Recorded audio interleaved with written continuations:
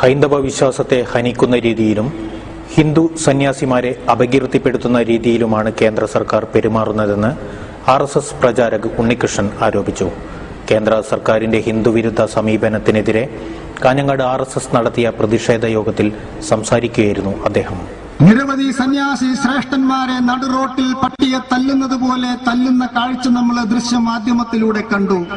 അതുപോലെ തന്നെ നിരവധി ആളുകളെ ദുരൂഹമായ രീതിയിൽ അപകീർത്തിപ്പെടുത്താൻ ഒളിക്യാമറയും മറ്റും അവലംബിച്ചുകൊണ്ട് പ്രവർത്തനങ്ങൾ നടന്നു.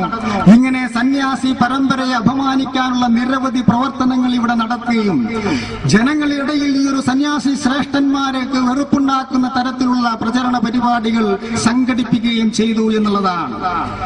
അതുപോലെ പഠന റിപ്പോർട്ടിന്റെ രണ്ടാമത്തെ ഭാഗത്തിൽ പറയുന്നത് ഈ ഒരു ഭാരതത്തിലെ തീർത്ഥാടന കേന്ദ്രങ്ങളാണ് മതപരിവർത്തനത്തിന് തടസ്സമായി നിൽക്കുന്നത്.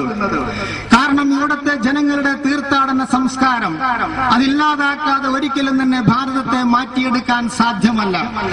അതുകൊണ്ട് തന്നെ ക്ഷേത്രങ്ങൾക്കെതിരെ അക്രമ പ്രവർത്തനങ്ങൾ സംഘടിപ്പിച്ചു. അമർനാഥിലും വാരാണസിയിലും അക്ഷർധാമിലുമൊക്കെ നിരവധി അക്രമ പ്രവർത്തനങ്ങൾ നടന്നു.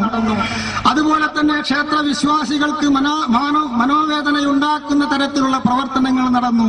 ശബരിമലയിൽ ലക്ഷക്കണക്കിന് ഭക്തന്മാർ വരുന്ന സ്ഥലമാണ്. അവിടുത്തെ പ്രസാദത്തിൽ എലിവാലുണ്ട് എന്ന് പറഞ്ഞു.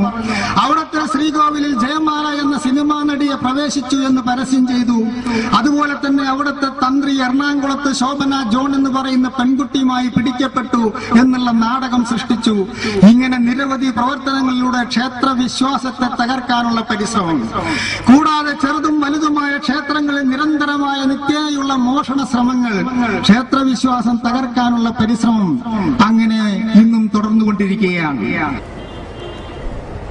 ഹിന്ദു സന്യാസിമാരെ ഭീകരവാദികളായി കേന്ദ്ര സർക്കാർ ചിത്രീകരിക്കുന്നു. ഹൈന്ദവ വിശ്വാസത്തെ തകർക്കുന്ന രീതിയിലാണ് സർക്കാരിന്റെ പ്രവർത്തനം.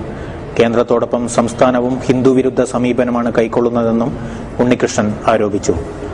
RSS ജില്ലാ കാര്യവാഹ് P. ഗോപാലകൃഷ്ണൻ അധ്യക്ഷത വഹിച്ചു. T. സുധീഷ്, സ്വാമി പവിത്രാനന്ദ എന്നിവർ സംസാരിച്ചു.